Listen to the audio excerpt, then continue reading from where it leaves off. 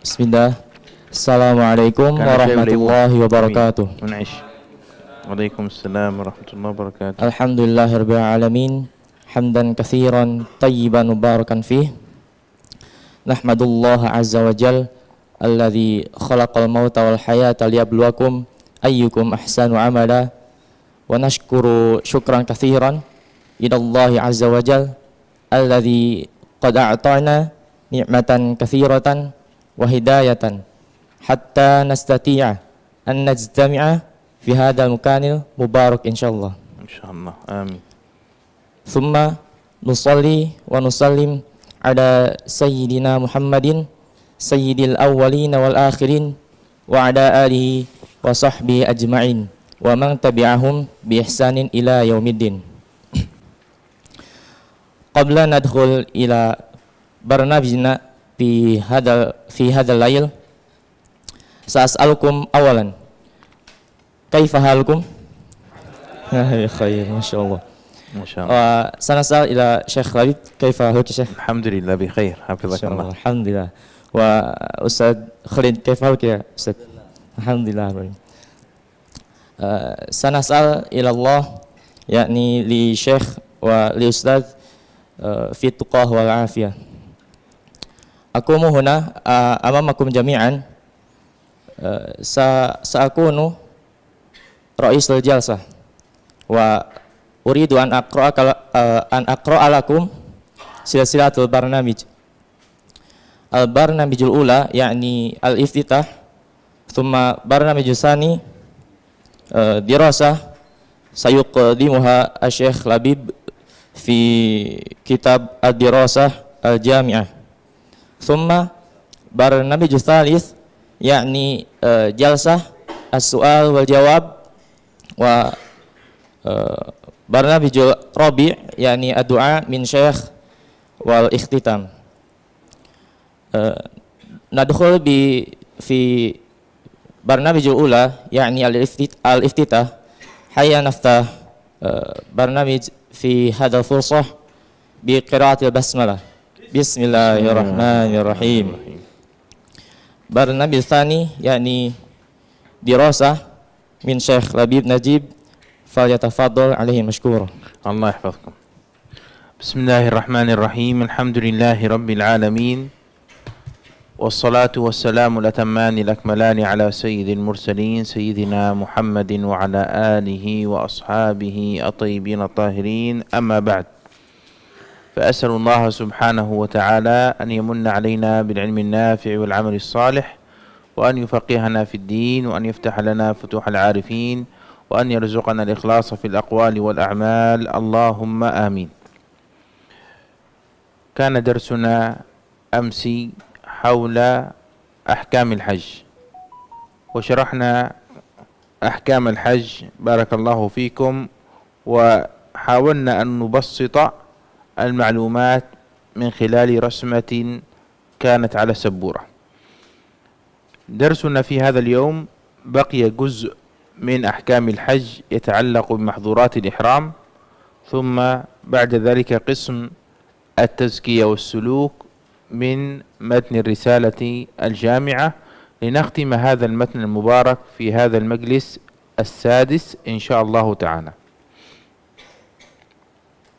Bismillahirrahmanirrahim. Alhamdulillahi rabbil alamin wa sallallahu wasallam wa barak ala sayyidina Muhammad wa ala alihi wa sahbihi ajma'in. Sebagaimana beliau menjelaskan bahwasanya pada pertemuan yang lalu beliau menjelaskan secara mudah dengan cara menggambarkan peta dan penggambaran di papan tulis untuk amalan-amalan yang berkaitan tentang haji. Dan masih tersisa satu bagian dan insyaallah azza wajal kita sempurnakan pada malam hari ini, dan juga kita sempurnakan yang tersisa dari kitab Ar-Risalah Al-Jami'ah, sehingga pada malam hari ini adalah malam terakhir untuk Ar-Risalah Al-Jami'ah. قال العلامة الحبيب أحمد بن زين الحبشي المتوفى في سنة 1144 قال رحمه الله تعالى: ويحرم ستر رأس الرجل ووجه المرأة المحرمين أو بعضهما. يسأل سائل يقول: لماذا المحرم بنسك أي بحج أو عمرة تحرم عليه بعض هذه الأشياء التي يألفها غيره في حياته؟ لماذا الإنسان إذا أحرم لا يجوز له أن يلبس هذه الثياب؟ لماذا لا يجوز له أن يستر رأسه؟ لماذا لا يجوز له أن يأخذ من شعره وأظفاره؟ لماذا لا يجوز له أن يقتل الصيد؟ لماذا؟ قال العلماء: حتى يخرج الإنسان عن مألوف حياته إلى صورة غير معتادة، ليبقى مستحضرا أنه مطيع لله سبحانه وتعالى، لأن مقصود العبادة أن يخرج الإنسان عما اعتادته نفسه إلى ما أمر به المولى سبحانه وتعالى. فلذلك الله عز وجل حرم على من تلبس بنسك أي بحج أو عمرة، حرم عليه أمورا سنذكرها في هذا الدرس. نعم. Bismillahirrahmanirrahim. Qala al-musannif rahimahullahu tabaraka wa ta'ala, dan diharamkan, maksudnya bagi seorang yang dalam kondisi ihram, untuk menutup kepalanya bagi seorang laki-laki. Kemudian juga bagi seorang wanita untuk menutup wajahnya atau menutup sebagiannya. Maksudnya menutup sebagian kepala atau menutup sebagian wajah. Kalau laki-laki diharamkan baginya menutup kepalanya atau sebagiannya. Kalau wanita diharamkan baginya menutup sebagian wajahnya atau seluruhnya. Baik. Lalu kemudian beliau menyebutkan satu pertanyaan dan jawabannya. Yaitu kita mungkin bertanya, kenapa dalam kondisi haji kita dilarang untuk melaksanakan hal-hal yang itu sudah menjadi kebiasaan kita? Di luar haji kita boleh melakukan, misalkan kita menggunakan pakaian normal, kita menutup kepala, bagi wanita menutup wajah, kita memotong kuku, menggunakan wangi-wangian atau parfum. Kenapa semua itu tidak diperbolehkan ketika seorang sudah masuk dalam keadaan ihram, sudah masuk dalam amalan-amalan haji ataupun amalan-amalan umrah? Maka jawabannya adalah agar seseorang keluar dari kebiasaannya menuju suatu yang tidak biasa. Kenapa? Apa tujuannya? Kita dikeluarkan dari suatu kebiasaan dan pada kondisi tidak biasa. Karena itulah maksud dari peribadatan. Ketika seseorang sudah dikeluarkan dari kebiasaannya menuju fokusnya adalah taat, melaksanakan perintah Allah Azza wa Jalla, sehingga di sini dia bisa lebih fokus. Berbeda halnya ketika orang melaksanakan sesuatu itu rutinitas, kebiasaan. Maka itulah maksud dari peribadatan. Maksud dari peribadatan bagaimana seseorang itu dikeluarkan dari kebiasaannya menuju sesuatu yang tidak biasa, agar apa? Agar ia fokus beribadah dan taat kepada Allah Azza wa Jalla. Inilah yang beliau tadi sebutkan pertanyaannya, kemudian jawaban. Mengapa kita dalam kondisi haji ini ada hal-hal yang biasanya boleh, tapi tiba-tiba ketika seorang masuk dalam haji kok nggak boleh? Itu tadi, agar haji ini benar-benar kita fokus beribadah kepada Allah. Jadi tidak lagi mengingatkan hal-hal yang rutinitas yang biasa kita kerjakan. Qala rahimahullahu ta'ala: wa yahrumu satru ra'si ar-rajul wa wajhi al-mar'ah al-muhrimain aw ba'dihima. Muharramatul ihram tanqasimu ila thalathati aqsam.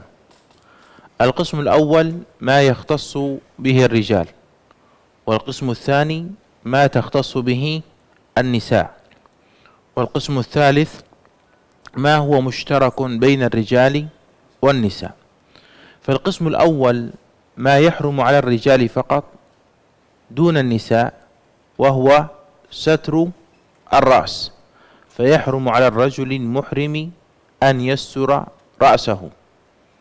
والقسم الثاني الذي يحرم على المرأة دون الرجل هو ستر الوجه، فالمرأة المحرمة يحرم عليها أن تستر وجهها إلا إذا سترت وجهها بما هو متجاف عنه كأن وضعت نحو خشبة هنا ثم كان الساتر من هنا واضح فإن هذا لا يضر. نعم. Kemudian beliau menyebutkan bahwasanya hal-hal yang diharamkan bagi seorang yang muhrim, di sini maksudnya orang dalam kondisi ihram setelah masuk dalam amalan-amalan haji, itu ada 3 macam, ada 3 bagian. Bagian yang pertama adalah bagian yang keharamannya ini khusus bagi laki-laki. Dan bagian yang kedua, bagian yang keharamannya khusus bagi wanita. Dan bagian yang ketiga, keharamannya ini tidak lagi khusus bagi laki dan wanita, tapi keharamannya secara bersama, bagi laki-laki dan wanita. Contoh yang pertama, keharaman yang khusus bagi laki-laki adalah yang beliau sebutkan di sini pertama, yaitu diharamkan seorang laki-laki dalam kondisi ihram untuk menutup kepalanya. Dan ini khusus bagi seorang laki-laki, tidak atau bukan bagi seorang wanita. Ini yang pertama. Kemudian bagi seorang atau contoh yang bagian kedua, tadi kan bagian pertama khusus bagi seorang laki-laki, contohnya adalah menutup kepala. Bagian yang kedua, apa tadi? Khusus bagi wanita atau perempuan. Apa contohnya? Contohnya adalah menutup wajah. Kemudian terkecualikan dalam menutup wajah ini apabila menutup wajahnya itu ada sesuatu yang menghalangi bersentuhannya kain langsung kepada wajah. Jadi misalkan seseorang meletakkan kayu atau penghalang begitu yang menonjol di kepalanya, kemudian meletakkan kain sehingga tidak menutupi wajah secara langsung. Jadi ada jarak antara wajah dan kain yang ditutupkan. Nah, ini dikecualikan, ini diperbolehkan. Tapi kalau menutup wajah secara langsung, ini yang terlarang. Jadi seperti itu. هذا التحريم سواء كان الستر بالنسبة لرأس الرجل لكل الرأس أو لبعض الرأس بشرط أن يكون هذا الساتر ساترا معتادا. أما لو ستر رأسه بما ليس بمعتاد كأن وضع يده على رأسه مثلا فإن هذا ليس محرما عليه. كذلك بالنسبة للمرأة في الوجه يحرم عليها أن تستر وجهها سواء كان جميع الوجه أو كان بعضه. نعم. Lalu kemudian kembali pada yang diharamkan yang pertama yang disebutkan di dalam matan adalah apa tadi? Bagi seorang laki-laki diharamkan untuk menutup kepalanya seluruhnya atau sebagiannya. Tapi dengan satu catatan. Apa catatannya adalah menutupnya dengan sesuatu yang biasa ditutup. Itu dia. Jadi menutupnya dengan sesuatu yang biasa untuk menjadi penutup kepala. Kopiah ini kan penutup kepala. Imamah penutup kepala. Tapi kalau dia meletakkan tangannya, tangan ini normalnya tidak digunakan untuk menutup kepala. Sehingga ini tidak menjadi sesuatu yang diharamkan.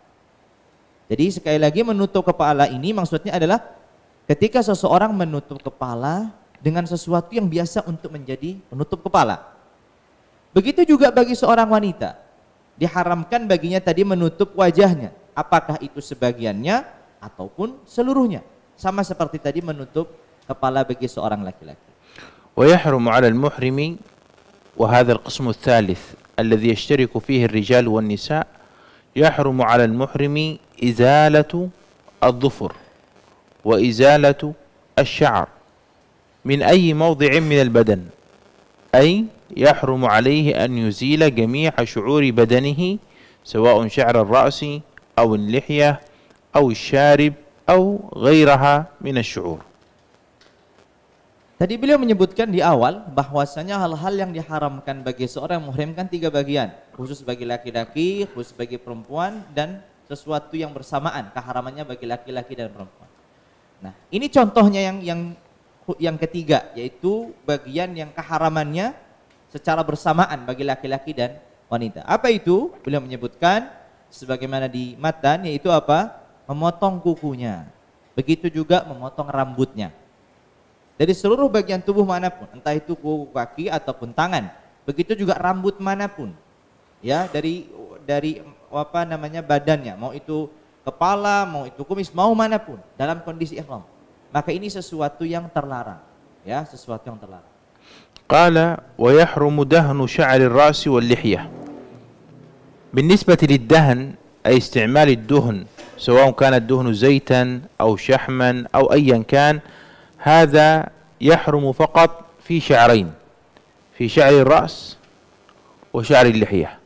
أما لو دهن شعر الشارب مثلا أو دهن شعر الخدين أو دهن شعر الحاجبين فإن هذا لا يحرم عليه. نعم. هذا الدهن بدون طيب يا شيخ. نعم، الدهن بدون طيب، سيأتي الطيب بعده مباشرة. Lalu kemudian hal juga yang menjadi diharamkan bagi laki-laki dan wanita adalah menggunakan dahan, bisa diartikan minyak atau krim. Ini terlepas apakah minyaknya atau krimnya ada parfumnya atau tidak. Nanti kalau parfum akan ada hukum yang sendiri. Ini hanya sebatas menggunakan tadi minyak rambut atau minyak yang digunakan untuk yang lainnya. Begitu juga krim. Kata beliau, hafizahullah tabaraka wa taala, menyebutkan bahwasanya yang diharamkan ya khusus yang minyak atau krim ini hanya sebatas rambut, ya berarti kepala, begitu juga jenggot. Namun apabila dia menggunakan misalkan krim atau minyaknya itu di kumisnya misalkan, maka ini tidak sesuatu yang diharamkan. Qala rahimahullahu ta'ala وتطيب جميع البدن أي ويحرم على المحرم أن يطيب جميع بدنه مدة إحرامه سواء بحج أو عمرة. ثم قال ويحرم عقد النكاح أي أن المحرم لا يكون زوجا في أثناء الإحرام ولا يكون وليا في النكاح، فلو أراد أن يزوج ابنته مثلا وهو محرم لا يصح النكاح، والمرأة التي هي الزوجة لا يصح أن تكون محرمة في حال عقد النكاح. ولذلك لو تم عقد النكاح في حال الإحرام للزوج أو الولي أو الزوجة حتى وإن كان الطرف الآخر ليس محرما فإن العقد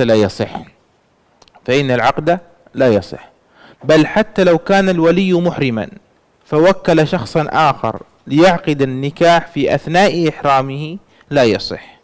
أما لو كان الولي محرما فوكل شخصا آخر ليعقد النكاح بعد إحرامه فإن هذا يصح. فالتوكيل في أثناء الإحرام لا يضر، لكن العقد في أثناء إحرام الموكل هذا يضر. Lalu beliau menyebutkan hal yang diharamkan yang lain adalah menggunakan wangi-wangian atau parfum di seluruh tubuh. Ini tidak berkaitan dengan rambut atau apapun, di seluruh tubuh. Mau di bagian manapun. Ini diharamkan. Lalu kemudian yang diharamkan pula, tadi sudah jelas ya, tadi wangi-wangian atau parfum, selesai. Yang diharamkan pula adalah akad nikah. Akad nikah. Diharamkan bagi siapa? Bagi 3 orang. Bagi yang menikahkan. Siapa yang menikahkan berarti? Wali. Ya. Bagi yang menikahi. Berarti siapa ini yang menikahi? Laki-laki kan? Calon suami menikahi. Dan bagi yang dinikahi, siapa berarti? Wanita. Nah, 3 orang ini ya, semuanya kalau apabila ingin melaksanakan akad pernikahan harus dalam kondisi tidak ihram. Apabila salah satunya menjadi bagian dari muhrim, maka akadnya tidak sah. Apakah itu yang menikahi dalam kondisi ihram, walinya tidak, wanitanya tidak, tetap aja ada salah satunya yang menjadi bermasalah. Sehingga 3-tiganya harus dalam kondisi tidak ihram. Kalau salah satunya atau keduanya atau 3-tiganya maka tidak sah akadnya. Sudah jelas ya, jadi yang menikahkan, yang menikahi dan yang dinikahi. Ya, walinya, calon suami, calon istri. Ini semua dalam kondisi apa? Dalam kondisi halal, tidak dalam kondisi ihram. Lalu kemudian beliau menyebutkan suatu perkara. Bahkan ada satu kondisi di mana seorang wali dalam kondisi ihram. Ini contohnya. Wali dalam kondisi ihram, calon suami tidak dalam kondisi ihram, calon istri tidak dalam kondisi ihram. Hanya siapa yang dalam kondisi ihram? Walinya. Kemudian sang wali ini mewakilkan orang lain. untuk menikahkan. Mewakilkan orang lain untuk menikahkan. Apabila pernikahan ini, akad ini terjadi dan walinya masih dalam kondisi ihram, maka akadnya juga tidak sah. Namun berbeda halnya apabila dia mewakilkannya, akadnya perwakilan ini saya wakilkan, diucapkannya pas dia dalam kondisi ihram. Tapi akadnya terjadi setelah dia sudah tidak ihram. Maka di sini apa? Maka di sini sah nikahnya. Jadi akad perwakilannya sah sekalipun dalam kondisi ihram, akad perwakilan, ya. Tapi akad pernikahannya tidak sah, ya, kecuali dia sudah menjadi seorang yang tidak ihram. Jadi ada dua masalah yang harus dibedakan. Jadi pertama tadi yang masalah mewakilkan tadi, apabila dia mewakilkan, ya, seorang wali masih dalam kondisi ihram dan akadnya juga terjadi dalam kondisi ihram, maka di sini tidak sah. Apabila dia mewakilkan dan akadnya terjadi setelah wali ini sudah tidak ihram, maka di sini akadnya sah.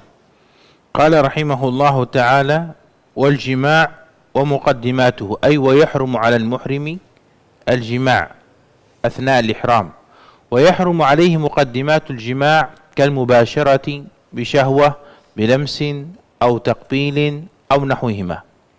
Qala wa yahrumu 'alayhi itlafu كل حيوان بري وحشي مأكول.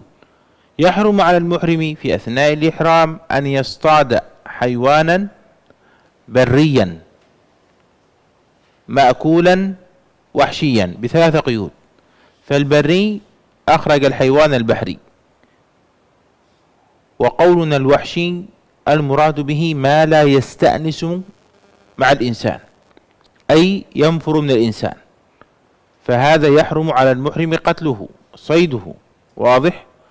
والثالث أن يكون مأكولا، وهذا أخرج غير المأكول.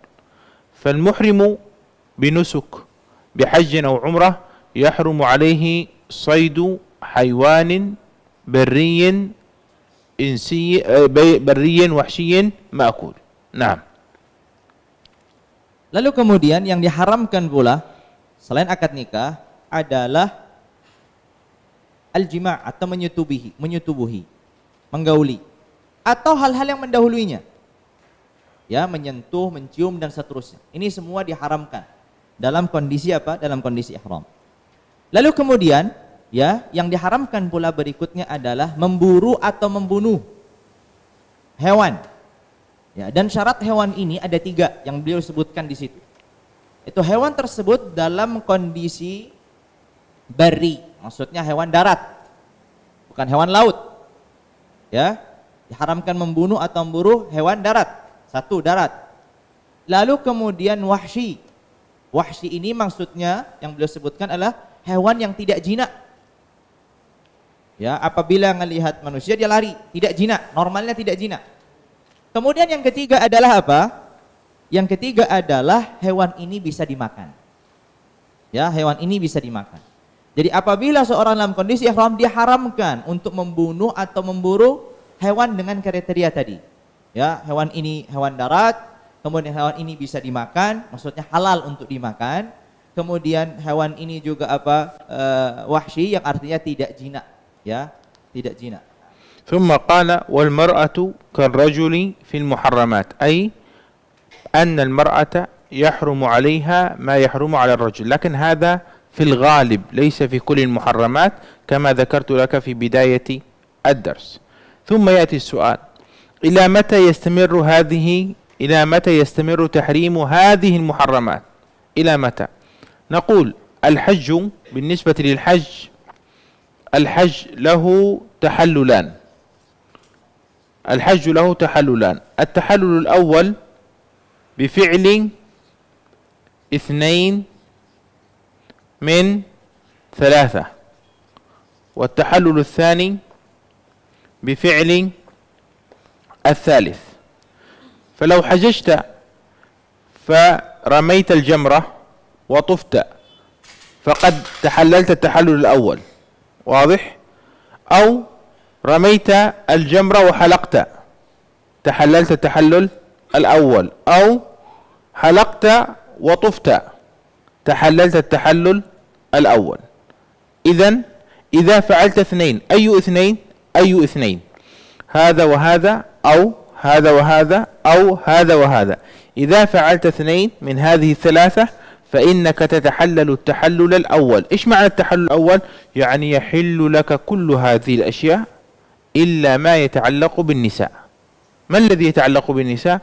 الجماع ومقدمات الجماع وعقد النكاح، هذه لا تحل لك. لكن تلبس المخيط ممكن، تتطيب ممكن، تقص الأظفار ممكن، لكن ما يتعلق بالنساء لا يحل لك. إلى متى؟ حتى تفعل الثالث.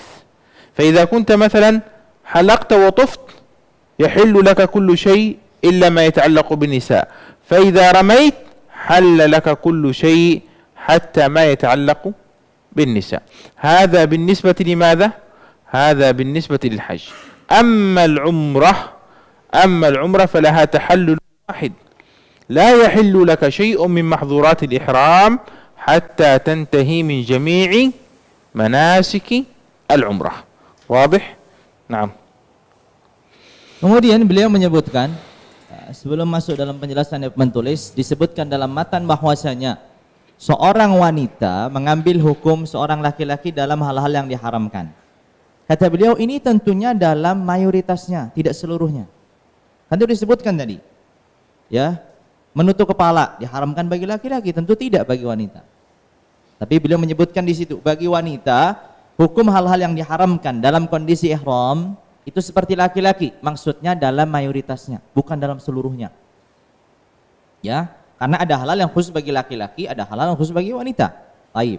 Lalu kemudian beliau menyebutkan lagi pembahasan yang berikutnya, yaitu pembahasan tahallul, keluarnya seorang dari ihram.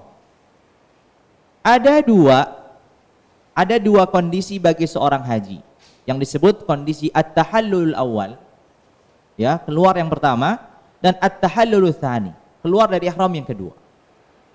Ya, ada namanya tahallul awal, ada at-tahallul tsani.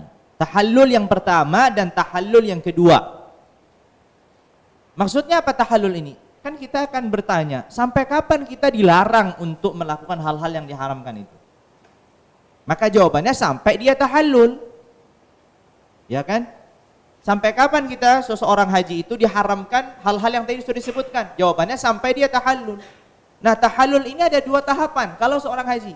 Ada tahap yang pertama, ada tahap yang kedua. Ya, ada tahap pertama, ada tahap kedua. Nah, pada tahapan pertama, tahallul yang pertama, itu adalah kapan dia telah masuk dalam tahallul yang pertama, ketika ia melakukan dua di antara tiga yang disebutkan. Melempar jamrul aqabah, atau tawaf, atau halq awit taksir. Apabila ia telah melakukan dua dari tiga ini, maka dia sudah masuk tahallul yang pertama. Ya, dia sudah masuk dalam tahallul yang pertama. Nah, pertanyaannya, jelas ya, kapan dia masuk dalam tahallul yang pertama? Apabila ia melakukan dua hal dari tiga yang disebutkan. Rami jamrah, tawaf, atau halq. Silahkan mau pilih nomor 1, 2, 2, 3, 3, 1, dan sudah bebas. Harus melaksanakan dua di antara tiga. Lalu kemudian pertanyaannya, kalau dia sudah dalam tahallul pertama, apa yang diperbolehkan dari yang diharamkan tadi? Apakah semuanya atau sebagiannya? Maka jawabannya adalah semuanya diperbolehkan kecuali yang berkaitan dengan wanita. Seluruhnya diperbolehkan kecuali yang berkaitan dengan wanita. Apa yang berkaitan dengan wanita? Akad nikah, apalagi bersetubuh dan hal-hal yang mendahulunya. Ini kalau dalam tahallul yang pertama. Jadi tahallul pertama boleh dia motong rambutnya, boleh dia menggunakan pakaian yang berjahit begini, boleh melakukan, pokoknya tidak boleh hanya tadi yang berkaitan dengan wanita. Ini tahallul yang pertama. Tahallul yang kedua, apabila sudah tahallul yang kedua boleh semuanya. Sekalipun itu menggauli wanita dan seterusnya. Akad nikah. Nah, pertanyaannya kapan ia sudah tahallul yang kedua? Tahallul yang kedua apabila dia sudah melaksanakan tiga-tiganya. Kan tadi dua sudah melaksanakan, ya tinggal menyempurnakan saja. Jadi begitu. Nah, ثم قال رحمه الله تعالى ونفعنا بعلومه. تفضل. Ada satu poin lagi yang tadi saya lupa, yaitu berkaitan umrah. Kalau haji ini kan berkaitan dengan haji. Nah, kalau umrah tahallulnya hanya satu kali. Kalau haji tahallulnya 2 kali. Kalau umrah tahallulnya hanya 1 kali. Apa tahallulnya umrah? Apabila ia selesai dan tuntas melaksanakan amal umrah. Selesai. Ya, kalau umrah tahallulnya hanya 1 kali. Kalau haji 2 kali. Jadi sekali selesai umrah boleh langsung melaksanakan semua. Kalau haji tadi ada tahapannya. Ada tahallul pertama boleh sebagian, yang sebagian enggak. Tahallul kedua boleh semuanya. Nah, tafadhol. قال رحمه الله تعالى بعد أن انتهى من أحكام الحج قال وحفظ القلب من المعاصي واجب على كل مسلم وكذا حفظ الأعضاء السبعة فرض عين على كل مسلم. حفظ القلب من المعاصي ذلك لأن القلب ملك الأعضاء، إذا صلح القلب صلح جميع الجسد، وإذا فسد جميع الجسد. ولذلك المسلم يجب عليه أن يحافظ على قلبه من المعاصي، كما يجب عليه أن يحافظ على الأعضاء السبعة الآتي ذكرها من المعاصي وجوبا عينيا. نعم. Kemudian setelah beliau selesai membahas tentang ahkamul ibadat, haji terakhir yang dibahas, beliau masuk dalam pembahasan yang baru. Ya, beliau masuk dalam pembahasan baru. Apa itu pembahasan yang baru? Beliau menyebutkan bahwasanya diwajibkan bagi setiap muslim untuk menjaga hatinya dari kemaksiatan. Diwajibkan bagi setiap muslim untuk menjaga hatinya dari kemaksiatan-kemaksiatan. Karena kita mengetahui bahwa hati ini adalah inti dari segalanya. Sebagaimana Rasulullah SAW bersabda, apabila hati ini lurus, maka lurus seluruh anggota tubuhnya, seluruh dirinya. Apabila hati ini tidak lurus, maka akan tidak lurus pula seluruhnya. Maka ini kewajiban bagi setiap muslim untuk menjaga hatinya dari kemaksiatan. Begitu pula selain menjaga hati, beliau menyebutkan juga ada kewajiban menjaga anggota tubuh yang 7 yang akan disebutkan. Ya, ada anggota tubuh 7 anggota tubuh diwajibkan bagi setiap muslim untuk menjaganya. Apa saja itu nanti yang akan disebutkan oleh beliau rahimahullah. Qala rahimahullah ta'ala famin ma'asil qalb asyakku fillahi ta'ala ay asyakku fima يتعلق به سبحانه وتعالى كالشك في وجوده. قال والأمن من مكر الله. معنى الأمن من مكر الله الاسترسال في المعصية مع رجاء الرحمة. يسترسل في المعصية، يستمر في المعصية مع الاتكال على رحمة الله عز وجل. قال والقنوط من رحمة الله تعالى أي أن يصل إلى درجة اليأس أن يرحمه المولى عز وجل، والله سبحانه وتعالى قد وسعت رحمته كل شيء. قال والتكبر على عباد الله. والكبر مذموم وهو من الكبائر، ومعناه كما قال النبي صلى الله عليه وسلم في صحيح مسلم بطر الحق وغمط الناس، أي احتقار الناس وازدراؤهم. قال والرياء.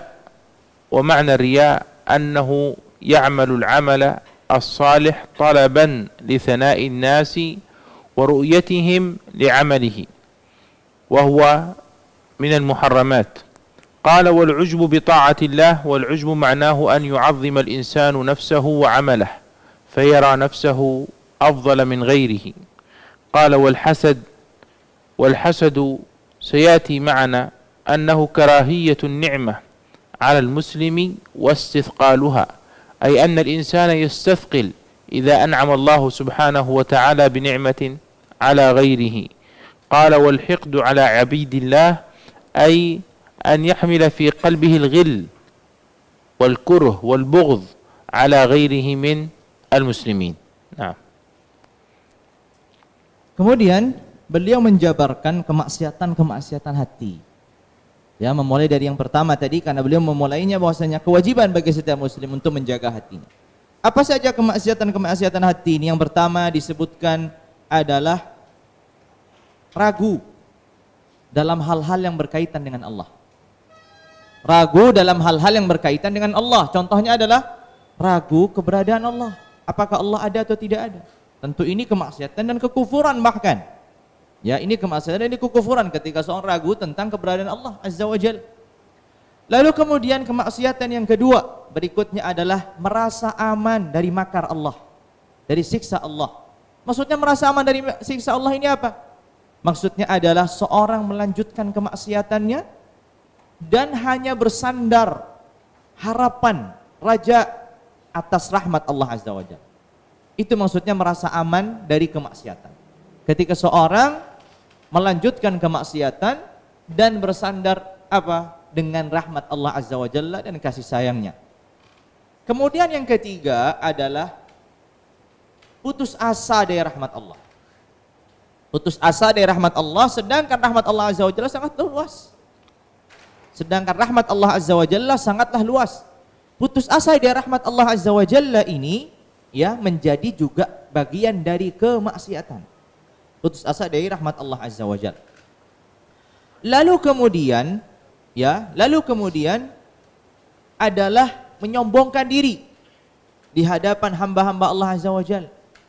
Salah satu kemaksiatan hati adalah menyombongkan diri di hadapan hamba-hamba Allah Azza wa Jalla. Dan maksudnya menyombongkan diri ini sebagaimana Rasulullah SAW bersabda, "Al-kibru batarul haqqi wa ghamtun nas." Sombongan itu adalah penolakan terhadap kebenaran dan merendahkan manusia. Kemudian yang berikutnya adalah riya. Kemudian yang kemaksiatan hati berikutnya adalah riya. Tadi ada sombong sebelumnya, kemudian riya. Apa ini riya? Ketika seorang mengamalkan suatu amalan saleh agar dilihat, agar dipandang, kemudian demi mendapatkan sanjungan dan pujian. Itulah maksudnya riya. Kemudian yang berikutnya adalah ujub. Sifat di mana ia membanggakan ketaatannya, mencukupkan diri dan merasa cukup dengan apa yang telah dilakukannya di hadapan Allah Azza wa Jalla. Ini ujub. Kemudian yang berikutnya hasad. Apa definisi hasad? Beliau menyebutkan, hasad itu adalah ketika seorang membenci suatu kenikmatan Allah anugerahkan kepada saudaranya se-Islam. Ketika seorang membenci kehadiran suatu kenikmatan. Ketika seorang membenci kehadiran suatu kenikmatan yang Allah berikan kepada saudaranya se-Islam dan ia merasa keberatan, ini adalah masuk dalam hasad. Jadi dia tidak berharap, tidak ingin, membenci dan merasa keberatan ketika saudaranya mendapatkan satu karunia. Kemudian yang berikutnya adalah al-hiqdu ala abidillah, maksudnya adalah dengki dan membenci ya kepada siapa? Kepada hamba-hamba Allah Azza wa Jalla. Naam. Qala rahimahullahu ta'ala wa ma'na al-hasad karahiyatu an-ni'mati 'ala al-muslimi wa istithqaluha. والحسد بارك الله فيكم فيه سوء أدب مع الله لأن الحاسد يعترض على قضاء الله وقدره. لماذا جعل الله هذا غنيا وأنا فقير؟ لماذا جعل الله هذا صحيحا وأنا مريض؟ لماذا جعل الله عز وجل هذا عنده أولاد وأنا لا ولد لي؟ فهو في حقيقة الأمر يسيء الأدب مع الله عز وجل في قضائه وقدره. والحسد قد يحمل صاحبه على ذنوب أعظم، قد يحمل صاحبه على القتل. انظروا ماذا حصل في قصة ابني آدم هابيل وقابيل.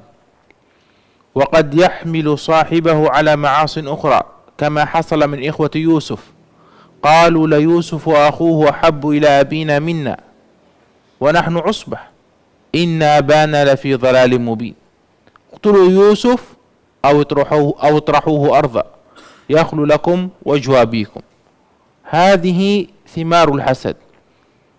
وأكثر ما ينتشر الحسد بين الدعاة وطلاب العلم، أكثر ما يكون، حتى أن بعض العلماء قال لو أن الحسد كان سلعة وعرضت في السوق ما اشتراه إلا طلاب العلم وأهل العلم من كثرة ما يوجد فيهم من تنافس وتحاسد، وهذا أمر محزن جدا. نعم. Kemudian beliau menjelaskan tentang hasad yang mana tadi sudah disebutkan sedikit, yaitu definisi hasad. Ketika seorang membenci, tidak menginginkan datangnya, hadirnya suatu kenikmatan atas saudaranya se-Islam dan dia merasa keberatan kehadiran nikmat ini atas saudaranya, maka itulah bagian dari hasad. Dan sesungguhnya kata beliau hafizahullah tabaraka wa taala adalah seorang yang memiliki hasad ini atau seorang yang hasid ini dalam kondisi hasad ini sebenarnya ia sedang tidak beradab kepada Allah. Kenapa? Kenapa seorang yang hasad ini dia tidak memiliki adab, tidak memiliki ta'zim, kemuliaan kepada Allah Azza wa Jalla? Karena hakikatnya orang yang hasad itu sedang berkaitan dengan ketetapan dan ketentuan Allah. Seakan-akan dia memprotes. Kenapa saya diberi sakit, dia diberi sehat? Kenapa saya tidak diberi misalkan keturunan, ia diberi keturunan? Ini semuanya adalah kondisi di mana seseorang hasad. Maka seorang dalam kondisi hasad ini, mereka dalam kondisi sebenarnya sedang tidak beradab dengan apa yang Allah Azza wa Jalla tentukan. Kebiadaban. Ketika Allah Azza wa Jalla telah menetapkan suatu ketetapan, kemudian ia tidak menerimanya, memprotesnya. Sehingga apa? Hasad ini suatu dosa yang sangat membahayakan. Dan bahayanya sudah sangat ketara. Dalam sepanjang sejarah kita mengetahui bagaimana hasad ini berdampak buruk. Sebagaimana kita ketahui kedua putranya Adam sampai membawa pada pembunuhan. Sebagaimana juga kita mengetahui saudara-saudara Yusuf yang membuang Yusuf dan ada upaya pembunuhan sebelumnya. Ini semua adalah hasil dari hasad yang buruk ini. Sehingga apa? Sehingga beliau tadi menyebutkan bahwasanya hasad ini adalah sesuatu yang sangat berbahaya. Terkhusus lagi, kata beliau menyebutkan terkhusus lagi, hasad ini sangatlah tersebar di antara para penuntut ilmu dan para dai Allah Azza wa Jalla. Para dai dan para penuntut ilmu sangat tersebar. Bahkan beliau mengatakan, sebagian orang mengatakan andai kata hasad ini suatu barang yang diperjualbelikan di pasar, maka tidak ada yang membelinya, menghabiskannya kecuali para penuntut ilmu dan para dai. Ini menunjukkan hasad ini sangat tersebar di antara mereka. Qala rahimahullahu ta'ala wa minha ay wa min al-ma'asi ma'asi al-qalb al-israru ala ma'siyatillah an yusirra ala ma'siyatillah. Al-ma'siyatu dhanbun wal israru 'alayha dhanbun akhar. ولذلك كان من شروط التوبة الإقلاع عن الذنب فورا. قال العلماء الإنسان إذا أصر على معصية كان ذلك ذنب غير الذنب الذي هو ارتكاب المعصية. وإذا تاب من المعصية فلن تكون له توبة نصوح إلا إذا أقلع عن الذنب فورا. ولذلك قالوا إن الرجل الفاسق لا يلي نكاح ابنته مثلا، لكنه إذا تاب فإنه يصح أن يزوج ابنته فورا لأنه ترك الإصرار على المعصية. فقال هنا والإصرار على معصية الله والبخل بما أوجب الله تعالى، أي أن يبخل بما فرضه الله سبحانه وتعالى عليه من زكاة مثلا أو كفارات أو نفقات واجبة. والله عز وجل يقول في كتابه الكريم ومن يوق شح نفسه فأولئك هم المفلحون. قال وسوء الظن بالله وبخلق الله. سوء الظن بالله أن يظن بالله ظنا سيئا كأن يظن أن الله عز وجل لن ينصر دينه ولن ينصر عباده وأولياءه، كأن يظن أن الباطل سينتصر على الحق. والظن السيء بعباد الله أن يظن بهم ما لا يليق. فالله سبحانه وتعالى نهانا أن نظن بالناس ما لا يليق من السوء. والنبي عليه الصلاة والسلام قال إياكم والظن فإن الظن أكذب الحديث. نعم.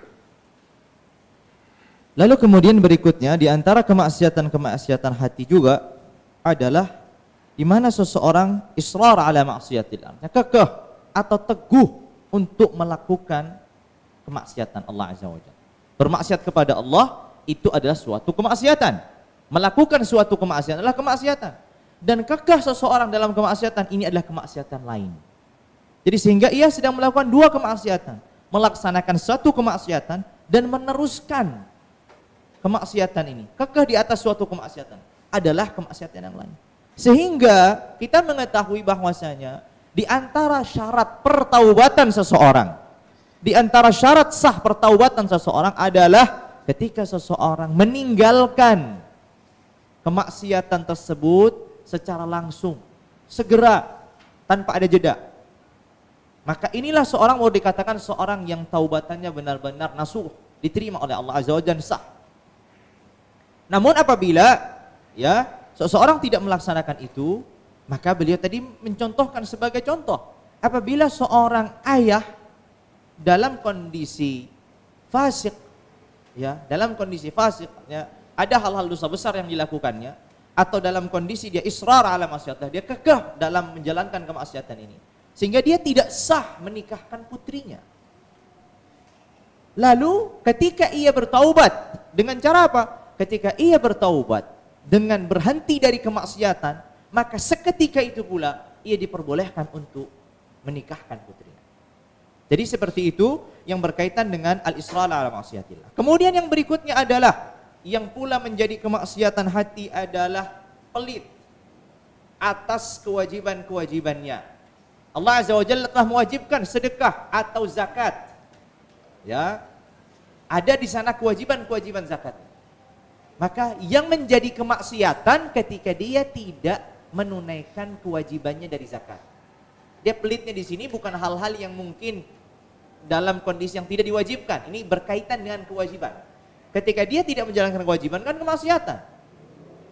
Lalu kemudian pula beliau menyebutkan adalah yang di antara kemaksiatan hati adalah su'udzan billah. Apa itu su'udzan billah? Artinya dia apa? Berburuk sangka kepada Allah. Berburuk sangka kepada Allah, kemudian juga berburuk sangka kepada makhluk-makhluk Allah atau hamba-hamba Allah. Berburuk sangka kepada Allah Azza wa Jalla sebagai contoh, seorang mukmin, seorang muslim berprasangka bahwasanya Allah tidak akan menolong agamanya atau Allah akan mengalahkan hamba-hambanya. Ini bagian dari buruk sangka kepada Allah. Dan ini sesuatu yang terlarang. Begitu pula ketika seseorang apa? Berburuk sangka kepada sesamanya. Ya, makanya Rasulullah SAW mewanti-wanti, ya, hati-hati dengan dusta yang paling dusta. Yaitu apa? Ketika seseorang berburuk sangka kepada saudaranya. قال رحمه الله تعالى: والتصغير لما عظم الله من طاعة أو معصية أو قرآن أو علم أو جنة أو نار، وذلك كأن يستهزئ بهذه الأمور، فيستهزئ بالقرآن، ينتقص العلوم الشرعية، يستهزئ بالجنة، يستهزئ بالنار، يصغر طاعة يعظم، يصغر طاعة، يصغر من شأن معصية، كل هذا من المحرمات. كذلك إذا عظم نحو فاسق، في الحديث يقول النبي صلى الله عليه وسلم: لا تقولوا للفاسق يا سيد. إذن كل هذا من المعاصي التي يجب على المسلم أن يبتعد عنها، ولذلك قال: وكل ذلك من المعاصي والخبائث المهلكات، بل بعض ذلك مما يدخل في الكفر، مثل قوله أولا: الشك في الله تعالى، هذا داخل في الكفر. قال: والعياذ بالله تعالى. نعم. Di antara juga kemaksiatan hati yang disebutkan adalah merendahkan atau menghina hal-hal yang Allah Azza wa Jalla muliakan. Entah itu ketaatan, ya, Allah Azza wa Jalla muliakan. Ya, entah itu bentuknya ketaatan atau itu misalkan Al-Qur'an atau ilmu syariat atau surga atau neraka. Ya, ketika dia merendahkan sesuatu yang Allah Azza wa Jalla agungkan. Termasuk juga yang beliau menyebutkan di sini adalah apa? Ketika merendahkan atau menganggap remeh gitu hal-hal yang bentuknya ketaatan, ya, mau itu bentuknya apa namanya salat atau Al-Qur'an atau bahkan ilmu syar'i. Termasuk juga yang berkaitan di sini adalah ketika ia mengagungkan yang Allah Azza wa Jalla hinakan. Contohnya adalah ketika mengagungkan seorang yang fasik. Dalam suatu sabda Nabi SAW, Rasulullah melarang seorang memanggil seorang fasik itu sebagai sayyid, tuan. Ini juga bagian dari kemaksiatan ketika ia mengagungkan seorang yang fasik. Nah, lalu kemudian beliau menyebutkan, dan seluruh yang telah disebutkan itu termasuk dari bagian kemaksiatan, hal-hal yang hina, begitu juga hal-hal yang mencelakakan, bahkan sebagiannya bagian dari kekufuran, sebagaimana kita ketahui tadi di awal, ketika ia meragukan keberadaan Allah. Ini kan bagian dari kekufuran. Maka kita berlindung kepada Allah Azza wa Jalla dari seluruh yang telah disebutkan oleh beliau rahimahullahu tabaraka wa ta'ala. قال رحمه الله تعالى: ومن طاعة القلب الإيمان بالله، وهذه أعظم الطاعات وأوجب الواجبات. قال: واليقين والإخلاص والتواضع لعباد الله، والنصيحة للمسلمين، ومعنى النصيحة إرادة الخير للمنصوح له، والسخاء، فالسخاء يستر كل عيب يكون في الإنسان، كما قال الإمام الشافعي رحمه الله: وإن كثرت عيوبك في البرايا وسرك أن يكون لها غطاء تستر بالسخاء فكل عيب كما قيل يغطيه السخاء، وحسن الظن بالله عز وجل وبالمسلمين، فإذا رأى مسلما ظن أنه أقرب إلى الله عز وجل منه. قال: وتعظيم شعائر الله سبحانه وتعالى. نعم. Lalu kemudian setelah beliau menyebutkan kemaksiatan-kemaksiatan hati, beliau menyebutkan ketaatan-ketaatan hati. Apa saja tadi kemaksiatan hati sudah disebutkan. Sekarang adalah apa saja yang menjadi bagian dari ketaatan-ketaatan hati. Beliau menyebutkan yang pertama, beriman kepada Allah. Ya, beriman kepada Allah Azza wa Jal, al-yaqin, keyakinan. Kemudian al-ikhlas. Kemudian at-tawadhu, rendah hati kepada hamba-hamba Allah Azza wa Jal. Kemudian an-nasihatu lil muslimin, menasihati kaum muslimin. Dan maksudnya menasihati itu adalah menginginkan kebaikan bagi orang yang dinasihati. Itu maksudnya dari menasihati. Menasihati itu adalah menginginkan suatu kebaikan untuk orang yang dinasihati. Itu maksudnya adalah menasihati. Kemudian juga kedermawanan. Dan kedermawanan ini menutupi seluruh kekurangan seseorang. Sebagaimana tadi dijabarkan dari Imam Syafi'i rahimahullahu tabaraka wa ta'ala. Apabila seorang memiliki banyak kekurangan atau berbagai macam kekurangan, maka ia bisa menutupinya dengan kedermawanan ini.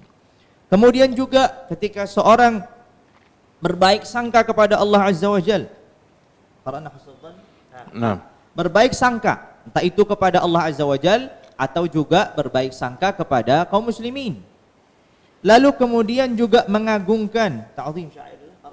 الآن سنقرأ. نعم، قرأت تعظيم شعائر الله. نعم. Begitu pula mengagungkan syiar-syiar Allah Azza wa Jal.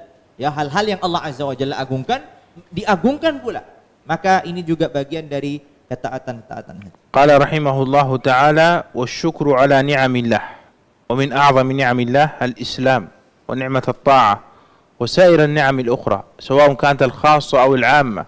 أعظم نعمة أنعم الله بها على الإنسان أن يكون مسلما. عندما ترى غيرك ولد على ملة أخرى يهودية أو نصرانية أو بوذية أو نحوها وأنت ولدت على الإسلام، هذه نعمة عظيمة أن الله عز وجل اصطفاك من بين ملايين الناس أن جعلك مسلما. أول ما تولد في هذه الدنيا يقرع سمعك شهادة أن لا إله إلا الله وأن محمد رسول الله وتموت على ذلك. هذه نعمة عظيمة لا يعلم قدرها إلا من فقدها. نعم. Kemudian juga di antara ketaatan-ketaatan hati adalah mensyukuri atas nikmat-nikmat Allah Azza wa Jalla. Bersyukur atas karunia-karunia yang Allah Azza wa Jalla berikan. Di antaranya keislaman, ketaatan dan berbagai macam karunia serta anugerah yang Allah Azza wa Jalla berikan. Tentu kita mengetahui bahwasanya karunia Allah Azza wa Jalla ini beragam. Ada karunia yang Allah berikan secara keumuman orang. Ada karunia Allah Azza wa Jalla berikan secara khusus. Termasuk karunia yang paling terbesar dalam kehidupan seorang muslim adalah ketika Allah Azza wa Jalla menjadikan ia sebagai seorang muslim. Kita bisa bayangkan betapa banyak orang selain diri kita yang terlahir dalam kondisi tidak Islam. Berbeda dengan seorang muslim yang terlahir dalam kondisi seorang muslim. Ia mendengar pertama kalinya azan, ia mendengar pertama kalinya adalah kalimatus syahadatain dari semenjak kecilnya. Maka ini adalah sesuatu yang sangat besar sekali, karunia yang sangat agung sekali, sehingga bagaimana seseorang bisa menjaganya. Sehingga dengan mensyukuri Allah Azza wa Jalla, semoga kita diberikan terus karunia Allah Azza wa Jalla ini. قال رحمه الله تعالى: والصبر على البلاء مثل الأمراض والمحن وموت الأحبة وفقد المال وتسلط الناس، والصبر على الطاعة والصبر عن المعصية والثقة بالرزق من الله تعالى، وبغض الدنيا وعداوة النفس والشيطان، ومحبة الله ورسوله وصحابته وأهل بيته والتابعين والصالحين، والرضا عن الله والتوكل عليه وغير ذلك من الواجبات القلبية المنجية، وكل هذا مما هو معلوم للمسلم وينبغي عليه أن يعمر قلبه به. Kemudian beliau menyebutkan bahwasanya di antara juga hal-hal yang bagian dari ketaatan hati adalah bersabar atas berbagai macam cobaan.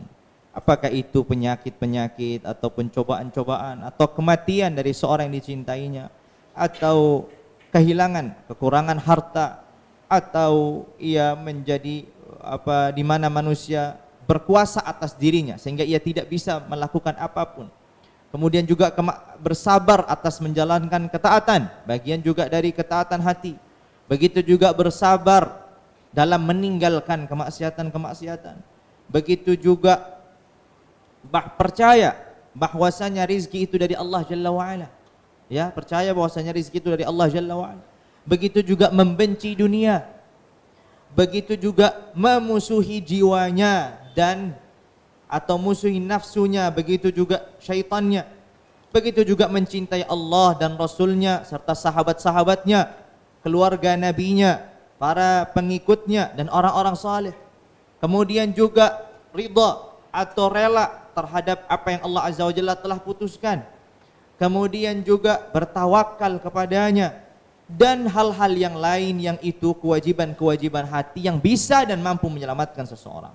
Kita mengetahui bahwasanya seluruh yang telah disebutkan ini telah kita ketahui bersama bagian dari hal yang diketahui seorang muslim, sehingga kita bagaimana kita mampu menjaganya.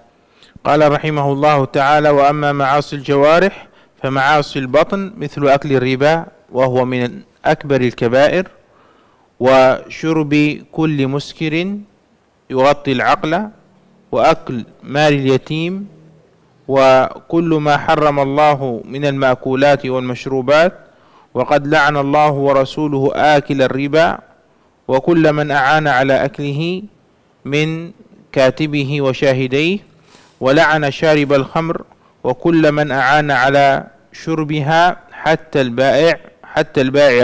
البائع لها. نعم. Begitu juga setelah beliau menyebutkan kemaksiatan hati, kemudian beliau menjelaskan tentang kemaksiatan anggota-anggota tubuh yang lainnya. Maka beliau menyebutkan yang pertama adalah kemaksiatan perut. Apa saja? Yang pertama adalah memakan riba. Kemudian juga meminum sesuatu yang memabukkan dan menutupi akalnya. Kemudian memakan hartanya anak yatim. Kemudian juga memakan hal-hal yang Allah Azza wa Jalla haramkan dari makanan ataupun minuman. Allah Azza wa Jalla dan Rasulnya sungguh telah telah melaknat siapa? Orang yang makan riba. Begitu pula Allah juga melaknat orang-orang yang membantu dalam memakan riba ini. Seperti siapa? Seperti yang menuliskan dari akad yang terjadi atau yang terjadi dari riba ini. Kemudian juga bagi yang membantunya termasuk juga para saksi dalam akad-akad riba ini. Kemudian juga Allah melaknat orang minum minuman keras atau yang memabukkan, dan begitu pula Allah melaknat bagi orang yang membantunya dalam minum ini, termasuk penjualnya. Qala wa ma'asi al-lisan kathira mithlu al-ghibah wa hiya dhikruka akhaka al-muslim bima yakrah hatta wa in kunta sadiqan في القرآن الكريم يقول الله عز وجل ولا يغتب بعضكم بعضا. والغيبة من أعظم الأسباب في انتشار الحقد والكره بين المسلمين. قال والنميمة وهي نقل الكلام بين الناس بغرض الإفساد، والكذب وهو الإخبار بخلاف الواقع، والشتم والسب وهو أن تواجه الإنسان بما يكره. قال واللعن وهو الطرد من رحمة الله وغيرها من معاصي اللسان. نعم. Lalu kemudian beliau menyebutkan kemaksiatan lisan. Tadi kemaksiatan perut, sekarang kemaksiatan lisan. Dan kemaksiatan lisan sangatlah banyak. Di antaranya ghibah. Apa itu definisi arti ghibah? Itu ketika engkau menyebutkan sesuatu tentang saudaramu yang tidak diinginkannya. Ya, sesuatu yang tidak diinginkan untuk disebutkan tentang saudaramu. Walaupun sekalipun itu adalah sesuatu yang benar ada pada dirinya. Ini termasuk ghibah karena Allah Azza wa Jalla melarang seseorang dalam firman-Nya wala yaghtab ba'dukum ba'dha, janganlah kalian menggunjing ya di antara kalian, sehingga walaupun sekalipun seorang yang mengunjing itu dalam kondisi benar apa yang dikatakannya, maka ini adalah suatu ghibah. Begitu juga an-namimah.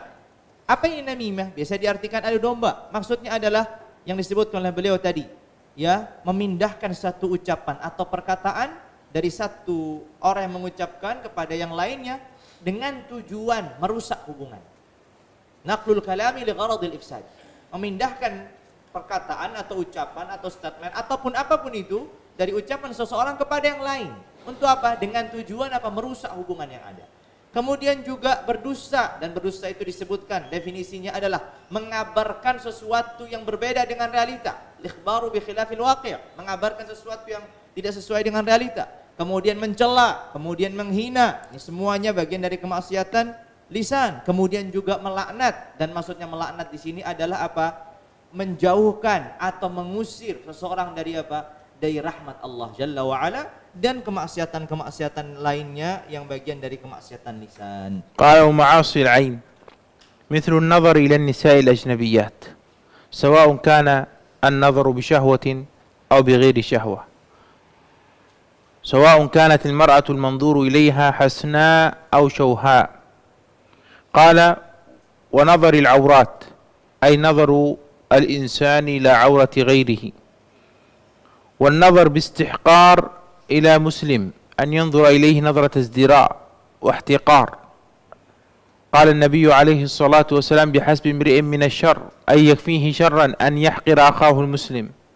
والنظر في بيت الغير بغير إذنه، ولذلك كان من الأدب إذا جاء الإنسان إلى بيت غيره ألا يقف أمام الباب لئلا يفتح الباب فينظر إلى الداخل، بل يقف على جانبه الأيمن أو جانبه الأيسر. قال بعض العلماء كل ما حرم فعله حرم النظر إليه حتى لا تألف النفس النظر إلى المعصية. فإذا رأيت شيئا محرما يحرم أن تنظر إليه من غير عذر حتى لا تتعود نفسك أن تنظر إلى معصية الله سبحانه وتعالى. نعم. Lalu kemudian beliau menyebutkan kemaksiatan mata. Tadi perut, kemudian lisan, kemudian beliau menyebutkan kemaksiatan mata. Apa yang pertama yang beliau sebutkan adalah contohnya adalah melihat wanita atau perempuan yang asing baginya. Ya. Apakah itu melihatnya dengan syahwat atau tanpa syahwat? Apakah wanita itu dalam kondisi cantik ataupun dalam kondisi tidak cantik? Apapun itu. Ketika dia melihat wanita yang itu bukan yang dihalalkan baginya, maka ini bagian dari kemaksiatan. Begitu juga di antara kemaksiatan adalah memandang atau melihat aurat yang diharamkan baginya untuk melihatnya. Kemudian juga yang ketiga adalah ketika ia melihat dan memandang dengan hina saudaranya yang muslim, dengan pandangan yang menghinakan saudara yang muslim. Karena tadi Rasulullah SAW sudah mengatakan cukuplah suatu keburukan ketika seorang itu telah menghinakan saudaranya seiman atau seislam. Lalu kemudian juga di antara yang diharamkan atau di kemaksiatan mata adalah melihat ke rumahnya orang lain tanpa izin. Maka sehingga ya ke dalam rumahnya orang lain tanpa izin. Maka sehingga salah satu adab ya seseorang ketika mengetuk pintu atau ingin minta izin, itu dia tidak berdiri depan pintu, tapi ia di arah kanan atau di arah kiri, tidak langsung di hadapan pintu. Kenapa? Demi tujuan ketika nanti pintu itu terbuka, dia tidak langsung segera melihat yang di dalam. Kalau dia di posisi samping kanan atau kiri, dia tidak langsung melihat apa yang terjadi di dalam. Nah, ini salah satu adabnya seorang muslim. Sehingga di sini disebutkan. Begitu juga beliau menyebutkan bahwasanya segala sesuatu yang diharamkan bagi seseorang untuk melakukannya, maka juga diharamkan bagi seseorang untuk melihatnya. Ini kaidah, dia menyebutkan segala sesuatu yang diharamkan bagi seseorang melakukannya, maka diharamkan pula baginya untuk melihatnya. Kenapa? Segala sesuatu yang diharamkan bagi seseorang melakukannya, diharamkan pula bagi seseorang melihatnya. Kenapa? Agar jiwa ini, hati ini tidak terbiasa melihat sesuatu yang kemaksiatan. Sehingga ketika dia sudah terbiasa, maka akan terjatuh dalam apa? Dalam kemaksiatan. Karena sudah terbiasa dia memandang itu. Ujung-ujung nanti dia akan melakukan. Maka tadi disebut kaidah oleh beliau hafizahullah tabaraka wa ta'ala. Qala wa ma'asil udhun kal istima'i ila al-ghibati wa ghairi dhalika min al-muharramat. Al-istima' ila al-ghibah, al-istima' ila al-intiqas للدين، الاستماع إلى الكذب. الله عز وجل يقول عن اليهود في القرآن الكريم قال سماعون للكذب أكالون للسحت. ذمهم الله ليس لأنهم يكذبون بل لأنهم يسمعون الكذب. المسلم يجب أن يكون نظيف الأذن. مقصود نظيف الأذن أي أنه لا يستمع إلى الحرام من أغاني، من معازف محرمة، من كذب، من غيبة، من انتقاص لأهل العلم، من انتقاص لشعائر الدين. كل هذا ينبغي للمسلم أن يبتعد عنه حفاظا على سلامة قلبه، حفاظا على سلامة قلبه حتى لا يمرض القلب. نعم. Kemudian yang berikutnya adalah kemaksiatan telinga. Apa itu? Di antaranya contohnya adalah mendengarkan ghibah. Jika ada seorang yang menggunjing, membicarakan keburukan orang lain di hadapannya, maka dia mendengarnya, menikmatinya. Ini adalah sesuatu yang terlarang, ya. Dan hal-hal yang lain, di antara misalkan apa? Mendengarkan kedustaan. Allah Azza wa Jalla mensifati orang-orang Yahudi, ya, mereka disebutkan sebagai Allah samma'una al-kadzib, orang-orang yang suka mendengarkan apa? Kedustaan. Bukan karena mereka berdusta, tapi hanya sebatas karena mereka mendengarkan sesuatu hal yang dusta ini. Maka ini bagian dari apa? Bagian dari kemaksiatan telinga. Maka begitu pula di antaranya juga kemaksiatan telinga, mendengarkan ketika Allah Azza wa Jalla direndahkan, dihinakan, atau ketika para ulama direndahkan ataupun dihinakan. Begitu juga di antara kemaksiatannya mendengarkan musik-musik atau yang disebutkan dengan al-ma'azif. Begitu juga Allah Azza wa Jalla mengharamkan hal-hal yang lain yang Allah Azza wa Jalla haramkan, sehingga kita bagaimana menjadikan telinga kita ini bersih dari hal-hal yang diharamkan. Demi apa? Demi menjaga hati kita. Itu semua dilakukan ya agar menjaga hati seorang muslim. Naam. Qala rahimahullahu ta'ala wa ma'asid yad كالتطفيف في الكيل والوزن والله سبحانه وتعالى ذم المطففين وأنزل سورة سميت باسم المطففين قال والخيانة وهي ضد الأمانة والسرقة وهي أخذ مال من حرز مثله خفية قال وسائر المعاملات المحرمة كالقتل والضرب بغير حق قال ومعاصي الرجل كالمشي في سعاية بمسلم أو قتله أي كأن يمشي إلى السلطان يريد أن يوشي بمسلم ويلحق الضرر به أو قتله أو ما يضره بغير حق من حبس ونحوه قال وغير ذلك من كل ما حرم المشي إليه كأن يمشي إلى معصية كشرب خمر أو زنا أو نحوهما قال ومعاصي الفرج كالزنا واللواط والاستمناء باليد وغيرها من معاصي الفرج والمعصية بكل البدن كالعقوق للوالدين والفرار من الزحف أي أمام الكفار وهو من الكبائر وغير ذلك مثل قطيعة الرحم التي قال عنها النبي صلى الله عليه وسلم لا يدخل الجنة قاطع وظلم الناس الذي قال عنه عليه الصلاة والسلام الظلم ظلمات يوم القيامة. Nah. Lalu kemudian kemaksiatan tangan. Apa saja di antaranya kemaksiatan tangan? Curang dalam timbangan. Ya, dalam timbang menimbang, dan Allah Azza wa Jalla sudah sebutkan satu surat yaitu Al-Mutaffifin, surat Al-Mutaffifin. Allah ancam wailul lil mutaffifin, celaka mereka yang curang dalam timbang menimbangnya.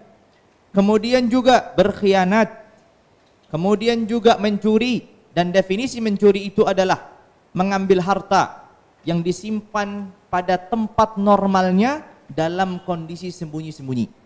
Itu definisi fikihnya begitu. Mengambil harta yang tersimpan pada tempatnya secara normal dan dia mengambilnya dalam kondisi sembunyi-sembunyi. Itu maksudnya as-sariqah atau mencuri. Kemudian juga hal-hal yang diharamkan yang lainnya seperti pembunuhan, memukul tanpa hak dan seterusnya. Kemudian di antaranya pula atau kemaksiatan yang berikutnya adalah kemaksiatan kaki. Kemaksiatan kaki. Apa itu? Ia berjalan. Untuk apa? Untuk mengadukan seorang muslim. Kepada siapa? Bisa misalkan kepada seorang penguasa atau orang yang mampu melakukan keburukan bagi muslim ini. Entah akan dibunuhnya atau dengan melakukan sesuatu yang itu bermudarat pada dirinya. Ya. Dan segala sesuatu yang itu perjalanannya menuju sesuatu yang diharamkan. Orang berjalan untuk berzina, orang berjalan untuk meminum khamr. Semuanya adalah kemaksiatan kaki. Ya. Lalu kemudian juga diantaranya adalah kemaksiatan kemaluan. Seperti berzina, seperti liwat, seperti istimna, onani. Dan yang lainnya dari kemaksiatan yang bentuknya berkaitan dengan kemaluan. Lalu kemudian yang terakhir adalah beliau menyebutkan bahwasanya kemaksiatan yang dilakukan seluruh badan. Ya, bukan lagi hanya mata, bukan hanya telinga, tapi seluruh badan. Di antaranya adalah uquq lil walidain, ketika ia durhaka kepada kedua orang tua. Ya, kemudian juga ia melarikan diri dari peperangan antara kaum muslimin dan orang kafir. Sudah terjadi peperangan. Di tengah-tengah terjadi peperangan, tiba-tiba seorang ini lari. Maka ini termasuk dari dosa besar. Dan begitu pula kemaksiatan yang lainnya, di antaranya adalah memutus hubungan kekerabatan atau kekeluargaan. Di mana Rasulullah SAW bersabda, tidaklah masuk surga seorang yang memutus hubungan kekeluargaannya. Kemudian juga termasuk yang itu berkaitan dengan kemaksiatan seluruh badan adalah menzalimi manusia. Qala rahimahullahu ta'ala fi khitami hadhihi risalah, wallahu al-muwaffiq wal-mu'in lima yuhibbu yarda, wa sallallahu ala sayyidina Muhammadin wa alihi wa sahbihi wa sallam, walhamdulillahi rabbil alamin. Lalu kemudian beliau berdoa, ya, dan Allah Azza wa Jalla yang selalu memberi taufik dan selalu memberi bantuan pertolongan kepada hal-hal yang dicintainya dan hal-hal yang diridainya. Salawat serta salam kepada Sayyidina Muhammad serta keluarganya, sahabatnya, dan juga salam untuk mereka.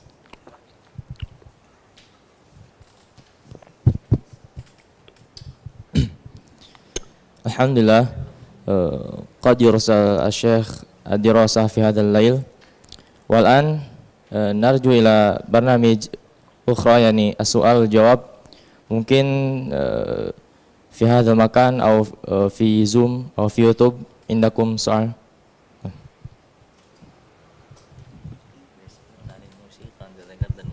نعم نسيت لا بأس. Bismillah. Jazakumullah khairan katsira atas kesempatan untuk bertanya. Sebelumnya saya berdoa kepada Allah semoga kita semuanya Ustadz dan Syekh dijaga dari maksiat-maksiat yang telah disebutkan dan semoga dipanjangkan umurnya dalam fisihah wa ta'awal fiyah. Pertanyaannya gimana turuk atau jalan-jalan yang paling mudah untuk takut kepada Allah itu seperti apa? Itu yang pertama. Dan yang kedua, bagaimana cara kita agar bosan berhenti maksiat gitu. Karena kadang-kadang kita yang ngaku taat tapi maksiat juga jalan gitu. STMJ gitu, sholat terus maksiat juga jalan gitu. Ya itu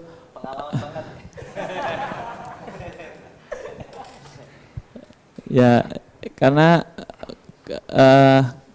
bosan untuk maksiat itu sangat susah gitu. Itu dua pertanyaan itu aja dan itu mewakili saya gitu. Syukran, jazakumullah khairan katsir. السؤال الثاني كيف نجعل نفوسنا تمل من المعاصي لأن بعض الأحيان نفعل الطاعة هو نعصي كمان. نعم. السؤال الأول كيف نخاف من الله عز وجل. نعم. بسم الله الرحمن الرحيم. من تأمل في آيات القرآن الكريم يعظم خوفه من الله سبحانه وتعالى حين يقرأ صفات المولى عز وجل. فعندما يقرأ أن الله عز وجل شديد العقاب، وعندما يقرأ أن الله سبحانه وتعالى أعد عذابا عظيما لمن يعصي أمره ويرتكب معصيته، هذا من أعظم الأسباب في حصول الخوف من الله عز وجل. ومن أعظمها أيضا العلم بالله سبحانه وتعالى، فالله عز وجل يقول في كتابه الكريم: إنما يخشى الله من عباده العلماء. فكلما ازداد علم الإنسان بالله سبحانه وتعالى وبأمره وبما أعده الله عز وجل في الدار الثانية من ثواب للمطيعين وعقاب للعاصين، فإن هذا يعظم خوف المولى عز وجل في القلب. هذا بالنسبة للسؤال الأول. نعم. Untuk soal yang pertama, beliau menyebutkan di antara hal atau jalan atau sebab seorang itu bisa menumbuhkan rasa takut kepada Allah Azza wa Jalla adalah ia memperbanyak untuk merenungi ayat-ayat Allah Azza wa Jalla. Karena di dalam ayat-ayat Allah Azza wa Jalla terdapat ancaman. Terdapat ancaman bagi mereka yang melakukan kemaksiatan. Begitu juga kita temui dalam ayat-ayat Allah Azza wa Jalla sifat-sifat Allah yang itu bagian dari penyiksaan Allah Azza wa Jalla yang sangat dahsyat dan seterusnya. Lalu kemudian di antara pula yang meningkatkan dan menumbuhkan rasa takut seorang muslim kepada Allah Jalla wa Ala adalah dengan menambahnya ilmu. Karena Allah Azza wa Jalla menyebutkan apa? Sesungguhnya yang takut kepada Allah Azza wa Jalla sesungguhnya itu adalah para ulama. Kenapa? Karena ketika ia semakin menambah ilmunya, maka ini akan membawanya rasa takutnya kepada Allah Azza wa Jalla. Kenapa? Karena para ulama mengetahui mengenal lebih dalam tentang Allah Azza wa Jalla. Maka disebutkan di antara pula yang membuat orang itu takut kepada Allah ketika seorang mengenal tentang Allah, keagungan Allah, sehingga apa yang Allah janjikan bagi orang-orang yang taat dan apa yang Allah Azza wa Jalla janjikan bagi orang-orang kemaksiatan. Semua ini hal-hal yang penting untuk dipertimbangkan dalam menumbuhkan apa? Rasa takut seorang muslim kepada Allah Jalla wa Ala. أما السؤال الثاني وهو أن الإنسان إذا ألف المعصية كيف السبيل إلى أنه يترك هذه المعصية بعد أن اعتادها؟ السبيل أن يدعو الله سبحانه وتعالى أن يكره تلك المعصية إلى قلبه، فإن القلب إذا كره المعصية ابتعد عنها. وفي سورة الحجرات: حبب الله إليهم الإيمان وزينه في قلوبهم ولكن الله حبب إليهم الإيمان وزينه في قلوبهم وكره إليهم الكفر والفسوق وكره إليكم الكفر والفسوق والعصيان. إذن المسلم عليه أن يسأل الله سبحانه وتعالى دائما أن يكره إليه الكفر والفسوق والعصيان، وأن يكره إليه من يفعل هذه الأمور من الكفرة والعاصين والفسقة، فإن رؤية المعصية والاعتياد على رؤية الناس وهم يفعلونها يهون من خبثها في قلب المسلم. ولذلك قلت لكم قبل قليل قال بعض العلماء: إنما حرم فعله حرم النظر إليه حتى لا يتعود القلب على الاستهانة بالمعصية. Untuk soal yang kedua, beliau menyebutkan bahwasanya bagaimana caranya membuat diri kita bosan yang sudah terbiasa untuk melakukan suatu kemaksiatan. Kata beliau adalah berdoa kepada Allah. agar Allah Azza wa Jalla membuat hatinya benci terhadap kemaksiatan. Begitu pula benci kepada orang-orang yang melakukan kemaksiatan. Karena Allah Azza wa Jalla berfirman tentang orang-orang yang beriman. Sesungguhnya Allah Azza wa Jalla membuat mereka cinta kepada keimanan. Dan Allah Azza wa Jalla menjadikan ini sebagai perhiasan di hati mereka. Dan Allah Azza wa Jalla membuat mereka benci kekufuran, kefasikan, kemaksiatan. Maka sehingga bagaimana seorang berdoa kepada Allah Jalla wa'ala agar Allah Jalla wa'ala menumbuhkan rasa benci kepada apa? Kepada kemaksiatan dan orang-orang yang melakukan kemaksiatan. Makanya tadi beliau kembali menegaskan, sebagian ulama tadi menyebutkan bahwasanya apa?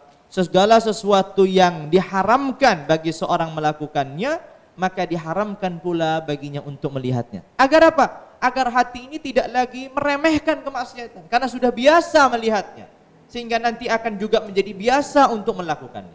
Maka itu nasihat beliau hafizahullah tabaraka. Allah yahfazkum.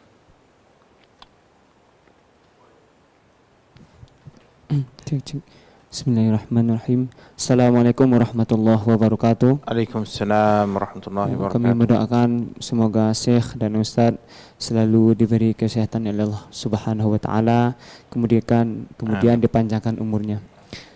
Izin bertanya Syekh Ustadz.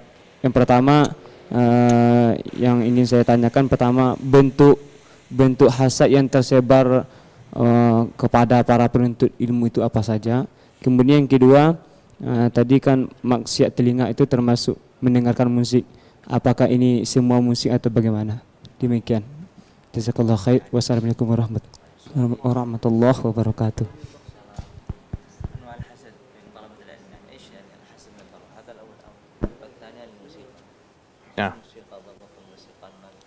نعم. أما أنواع الحسد فعادة أن أصحاب المهنة الواحدة يحصل بينهم من التحاسد ما لا يحصل بينهم وبين غيرهم، فالتجار يحسد بعضهم بعض، وكذلك أهل العلم يقع في قلوب بعضهم حسدا على غيرهم، وهذه سنة الله. لكن المسلم عليه أن يحرص على طهارة قلبه من هذا المرض الذي يؤدي إلى تفرقة المسلمين ويؤدي إلى شق الصفوف. فإذا رأى نعمة أنعم الله بها على غيره فإنه يرجو أن الله عز وجل يمن عليه مثل ما من على فلان، لا أنه يستثقل تلك النعمة ولا أنه يكره أن ينعم الله على غيره. هنا يكون المرض. أما إذا تمنى أن يعطيه الله مثل ما أعطى لفلان هذا يسمى غبطة ولا شيء فيه، فهو من المباح. هذا بالنسبة للسؤال الأول. أما للسؤال نعم. Untuk soal yang pertama berkaitan dengan hasad, kata beliau sudah menjadi bagian dari ketentuan Allah Azza wa Jalla. Orang yang memiliki satu kesibukan yang sama atau titik fokus yang sama, itu ada di antara mereka itu hasad. Sebagai contoh, para saudagar, orang-orang yang fokusnya adalah berdagang, maka hasadnya di antara mereka. Begitu juga sama, para ulama atau para dua atau para penuntut ilmu, fokusnya di ilmu, maka juga sudah menjadi bagian dari ketentuan Allah, mereka akan saling juga hasad di antara mereka. Tapi bukan berarti kita terus menyerah dan kita tidak berupaya untuk memperbaiki dan bersihkan hati kita.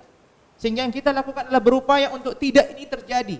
Lalu beliau menggarisbawahi apa saja atau ada hal yang mungkin diperbolehkan, yaitu apa?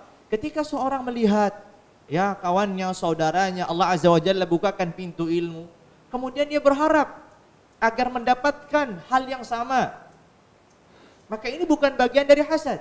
Hasadnya disebutkan ketika dia membenci, merasa berat, kenapa dia diberi, saya tidak diberi. Tapi kalau dia berharap, saya juga berharap diberi seperti yang sama, maka ini disebut dengan ghibtah, dan ini sesuatu yang tidak ada masalah. Tapi ketika dia berharap apa dia hilang darinya atau membenci atau tidak terima ketika orang diberi, ini bagian dari hasad yang ada. Nah, أما السؤال الثاني ففيه تفاصيل لأهل العلم وكلام طويل لا يمكن استيعابه في هذا المجلس، لكن من خلاصة ما قالوا منها ليس كلها أن كل آلة ذات وتر كالعود مثلا فإنها محرمة، وكذلك نحو المزمار محرم، وأشياء أخرى في تفصيلات يمكن أن تراجع في مظانها والله أعلم. Nah. Beliau menyebutkan bahwasanya yang berkaitan dengan musik ini banyak sekali perinciannya yang tidak bisa beliau uraikan pada malam hari ini. Tapi di antaranya yang disebutkan oleh para ulama adalah yang diharamkan itu adalah alat musik yang memiliki watar. Watar itu seperti yang di gitar itu apa namanya? Senar ya. Nah, itu diharamkan. Begitu juga di antara seruling itu juga diharamkan atau yang semisalnya. Ya, dan ada perincian-perincian yang lebih detail lagi yang itu beliau tidak bisa untuk menjelaskannya di sini wallahu a'lam. Nah. Intaha.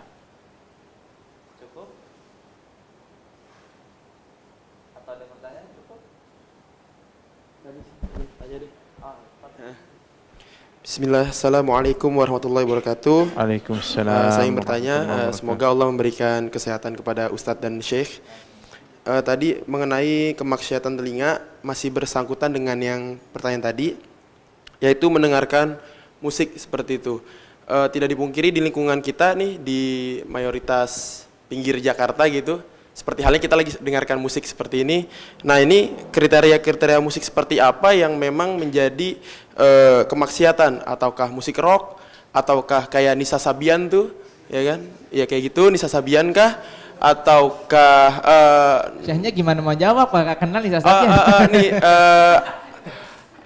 Musik-musik Islami lah gitu. Musik-musik Islami kah?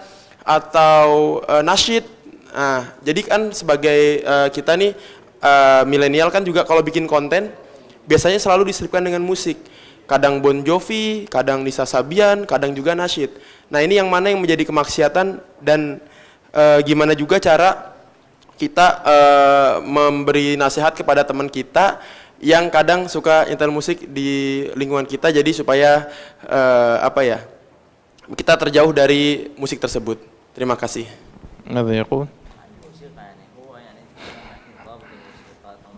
نعم. يتكلم عن الموسيقى الإسلامية هذا يدخل في مثلا في كلمات الدعاء يدخل في تعرف المقاطع هذه الفيديو وكذا. نعم. ما يسمى ما أدري هو يعني في ترجمة ماذا يسمى، لكن ما يسمى بالمحسنات التي هي ماذا يسمى عندكم؟ أيوة، المحسنات هذه التي تكون عبارة عن آهات وأصوات مياه وعصافير ونحوها، هذه لا بأس بها، لا تدخل في الموسيقى المحرمة. واضح؟ وكما قلت له قبل قليل، هذه مسألة لا يمكن أن تستوعب في لقاء مثل هذا، فيها تفاصيل، في جزء منها خلاف بين أهل العلم، في بعض الأشياء التي ربما أنا لا أعرف طبيعة الآلات، يمكن أن تسأل فقهاء بلدك هم أعلم مني بها. إذن ما أجبت به الأخ من أن كل ذي وتر محرم، هذا نص عليه الفقهاء، موجود المزمار الطنبور هذا نص عليه الفقهاء. في أشياء نصوا على إباحتها كالدف، فهو مباح للرجال والنساء كما نص على ذلك فقهاء الشافعية. المحسنات التي تستعمل المهم هذه المحسنات هذه مباحة لا بأس بها إذا استخدمت في المقاطع الدعوية، لا بأس بها. هنالك تفصيلات أخرى ربما المقام لا يستوعب التفصيل فيها. نعم. من كان يستمع نوعا من الموسيقى هو الحرام مثل الذي ذكرت قبل قليل، هذا تبين له الحكم وتبين له نصوص العلماء في تحريمها. واضح؟ ما كان يستمع نوعا من الموسيقى مختلفا فيه، منهم من قال بحرمته، منهم من قال بغير حرمته أو قال بإباحته، هذا لا تنكر عليه لأن المجتهد فيه ليس محل الإنكار. من كان يستمع لشيء من المباح فلا ينكر عليه من باب أولى، والله أعلم. Nah. Nah, beliau menyebutkan bahwa ini memang perincian sangat banyak dan perlu waktu yang panjang. Ya, kembali lagi beliau menegaskan bahwasanya tadi yang saya sebutkan segala sesuatu alat musik yang ada senarnya gitu itu menjadi sesuatu yang haram, seruling dan yang semisalnya sesuatu yang haram. Kemudian juga beliau tadi sedikit menyinggung masalah efek ya biasanya ada efek sound ya apa itu macam itu yang disebut dengan muhassinat atau ini efek ini tidak masuk dalam yang diharamkan menurut beliau. Jadi kalau itu masuk dalam potongan-potongan dakwah dan seterusnya itu tidak ada masalah gitu. Tapi hal-hal yang tadi yang disebutkan dari awal itu jelas diharamkan dan ada hal-hal yang lain yang dirincikan gitu. Kemudian juga beliau menyebutkan bagaimana cara menasihati orang yang mendengarkan ini. Maka jawaban beliau adalah ketika kita mengetahui dia mendengarkan sesuatu yang musik yang diharamkan tadi, maka kita jelaskan hukumnya dan begitu juga penjelasan para ulama tentangnya. Tapi kalau ada memang suara tertentu, alat musik tertentu yang diperselisihkan, maka kita tidak ada kewajiban kita untuk mengingkarinya. Begitu juga kalau ada sesuatu yang diperbolehkan, seperti contoh beliau menyebutkan duf atau gendang ini diperbolehkan, maka itu tidak ada masalah untuk dia mendengarkan. Jadi seperti itu khulasa atau ringkasan dari yang beliau sebutkan. Wallahu a'lam. Nah.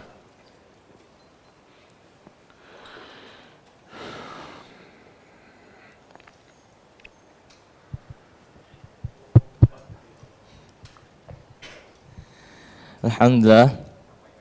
Walan yakni الدعاء من شيخ الدعاء عندكم أنت نسأل لابد الدعاء الخصوص يا شيخ لإخواننا في جوا يعني مرابي قد eruption يا شيخ فيتفضل شيخ. أدعو لهم صحيح. استغفر الله. بسم الله الرحمن الرحيم. اللهم لك الحمد أنت قيوم السماوات والأرض ولك الحمد أنت رب السماوات والأرض ولك الحمد في الأولى ولك الحمد في الآخرة لك الحمد حتى ترضى ولك الحمد إذا رضيت ولك الحمد بعد الرضا لك الحمد أولا وآخرا ظاهرا وباطنا سرا وعلنا. اللهم يا عزيز يا غفار اللهم يا ذا الجلال والإكرام اللهم يا حي يا قيوم يا من لا إله غيرك ولا رب سواك أسألك اللهم أن تغفر للمسلمين والمسلمات والمؤمنين والمؤمنات الأحياء منهم والأموات. اللهم اغفر ذنوبنا واستر عيوبنا واكشف كروبنا واصلح قلوبنا واغفر لنا ولآبائنا وأمهاتنا واغفر اللهم للمسلمين والمسلمات. اللهم إنا نسألك أن تحفظ المسلمين في كل مكان. اللهم إنا نسألك أن تحفظ المسلمين في كل مكان. اللهم إنا نسألك أن تحفظ المسلمين في بلاد مالنغ. اللهم إن بركانا حل بدارهم اللهم احفظهم واحميهم وادفع عنهم واصرف عنهم الشر يا رب العالمين.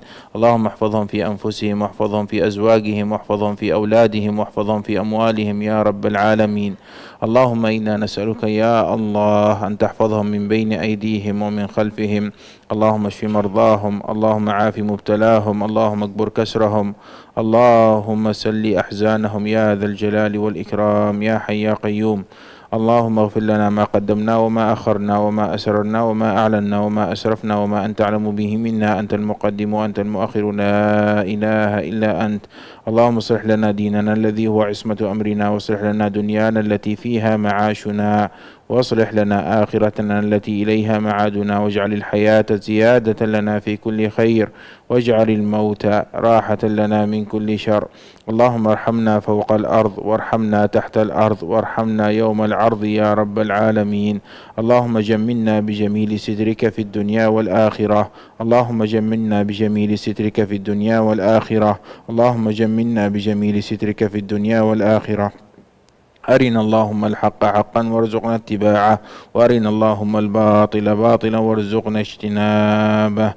اللهم إنا نسألك من خير ما سألك منه نبيك محمد صلى الله عليه وآله وسلم ونعوذ بك اللهم من شر ما استعاذ منه نبيك محمد صلى الله عليه وآله وسلم. اللهم إنا نسألك أن تؤتي نفوسنا تقواها وأن تزكيها أنت خير من زكاها أنت وليها ومولاها. نسألك اللهم الهدى والتقى والعفاف والغنى. ربنا هب لنا من أزواجنا وذرياتنا قرة أعين واجعلنا للمتقين إماما.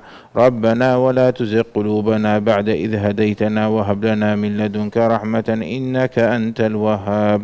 ربنا آتنا في الدنيا حسنة وفي الآخرة حسنة وقنا عذاب النار. ربنا تقبل منا إنك أنت السميع العليم. اللهم صل وسلم وبارك وزد وأنعم على سيدنا محمد وآله وصحبه أجمعين والحمد لله رب العالمين.